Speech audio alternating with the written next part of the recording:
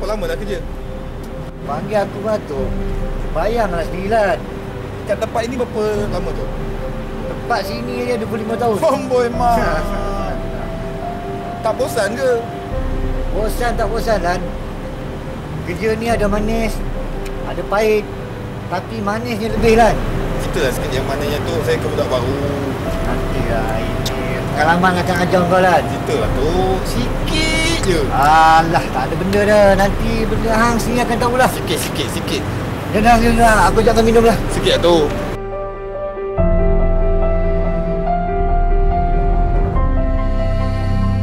Nilai tanah yang berpatutan dan mencukupi adalah RM425,000 dengan kadar RM310,000 sehektar.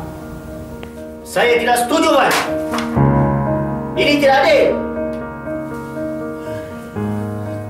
Sabar bang, sabar. Awak apa tahu?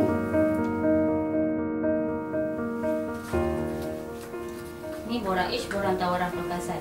Saya nak Cik Usuk hantar notis ni sampai dekat tangan tuan tanah ni. Siapa ni? Syarif. Tuan tanah ni agak emosional sikit orang ni. Sudah.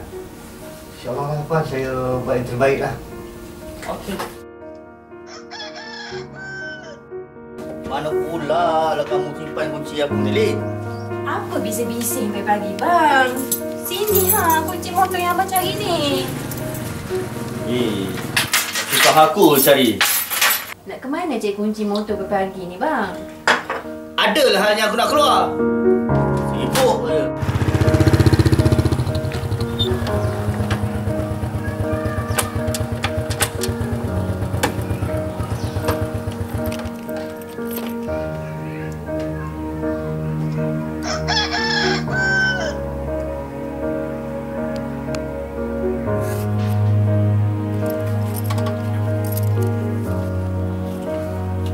Assalamualaikum.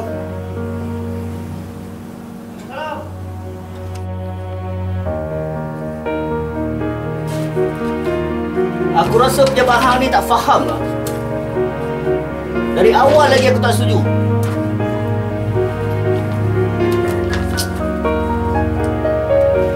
Minta maaf Cik Syarin. Saya diamanahkan untuk menyerahkan notis borang ish pada Cik Syarin. Tapi kalau Cik Syarin tak setuju, Cik Syarin ada ruang untuk buat bantahan. Aku tak pedulilah semua tu.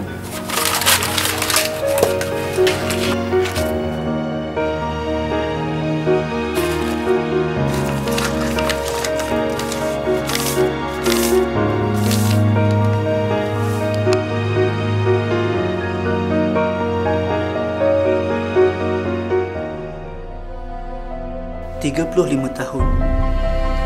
Ya, satu angka yang begitu besar kan? Banyak juga tempat yang telah aku singgah sebelum ini. Cabaran pun lebih kurang sama. Dalam pejabat lain, luar pejabat lain. Tapi di sini rasanya paling lama. Hampir 25 tahun. Semua tempat mahukan yang terbaik. Kaki tangan terbaik, peralatan terbaik, organisasi terbaik. Dan bagi aku, kita tak perlu jadi yang terbaik untuk memberikan yang terbaik. Kadangkala ada sesetengah perkara kita tak perlu untuk diluahkan. Orang akan nampak betapa kita menghargainya, betapa kita menghormatinya. Tiada manusia yang akan mengaku bahawa dirinya sempurna. Begitulah juga aku dan tempat ini. Tetapi aku percaya satu perkara. Pasti ada tempat yang akan sentiasa di hati. Jauh di sudut hati, tersemat dengan sempurna.